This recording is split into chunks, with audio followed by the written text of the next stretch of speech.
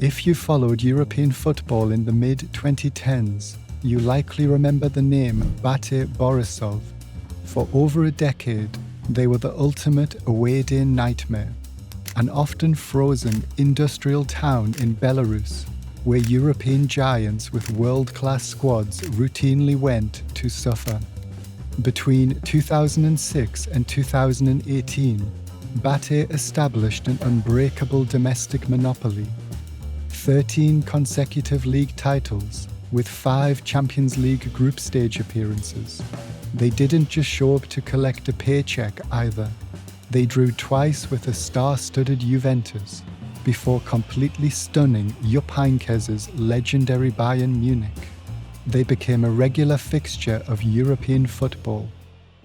But look at them today, and that golden era feels like a fever dream. Just last season, BATE Borisov finished the league in an unthinkable 10th place, their worst finish in modern history.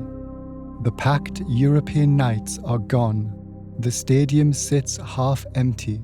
Rumours of bankruptcy and total institutional collapse float through the press. So, I wanted to find out, how did a small factory club manage to conquer their country and shock the entire continent? And why did it all fall apart so fast? To understand their rise, you have to look at what their name actually means. BATE is an acronym.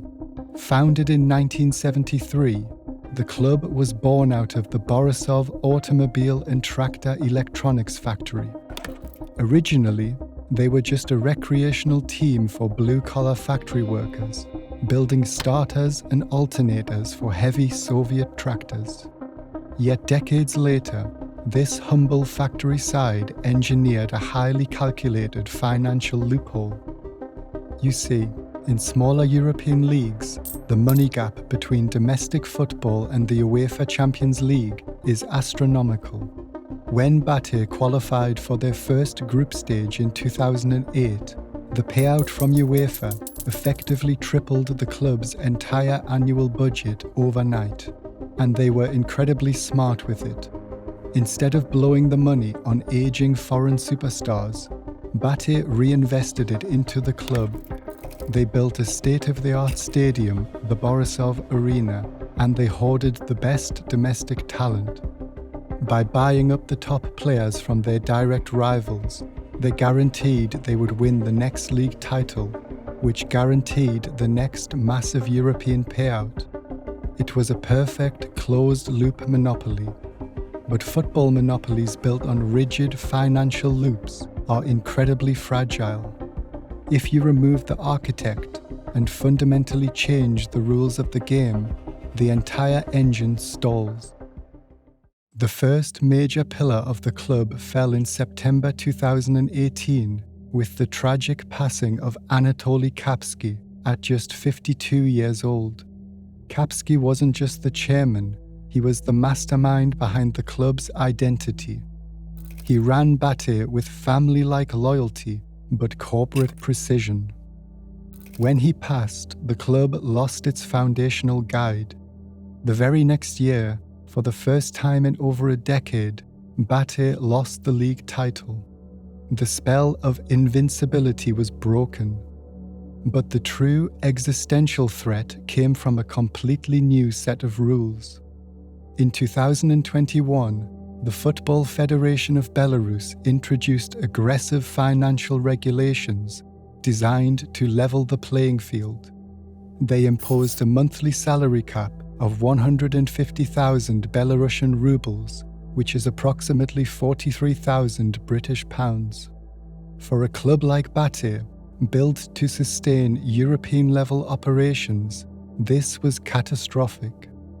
They could no longer offer competitive wages to keep their foreign imports, nor could they retain their domestic talent when clubs from Russia or Poland came calling. Worse still, a new breed of competitors emerged. Funded by digital betting and tech giants, these privately backed clubs bypassed the state-sponsored factory network entirely. using lucrative private bonus structures to outbid BATE for the top domestic talent. BATE's elite scouting network completely dried up. The structural decay culminated in that grim 10th place finish. Attendance plummeted, matchday revenue vanished, the factory team was completely broken. Faced with total ruin, BATE stopped trying to chase its past and completely reinvented its future. They stripped everything back, looked to their own roots, and trusted the club's embedded DNA. They handed the manager's job to former BATE icon Artem Konsevoy. To support him, they brought in Dmitry Liktarovich, a legendary midfielder who had won 11 league titles with the club as a player. These were two men who understood the true weight of the badge, especially when there was no money left to back it up. They immediately pivoted, stepping away from the transfer market entirely and putting all of their resources into the club's youth academy. Almost overnight, BATE became the youngest team in the division, routinely trusting a starting 11 of mostly local teenagers. They were preparing for a slow 5-year rebuild, but history was about to call on them much sooner. In May 2026, this unheralded group of local teenagers went on a fairy tale run in the Belarusian Cup, clawing their way to the final. And their opponent? Their fiercest, wealthiest rivals, Dynamo Minsk. After a grueling battle that went all the way to a nerve-wracking penalty shootout, BATE's homegrown squad held their nerve perfectly. They converted all 8 of their spot kicks to secure a dramatic 8-7 victory, lifting their record-breaking 6th Belarusian Cup. More than just silverware, this victory is a financial lifeline. It automatically propels BATE back into European competition, specifically the UEFA Conference League qualifiers. In this ecosystem, even entering the early qualifying rounds provides a massive financial windfall.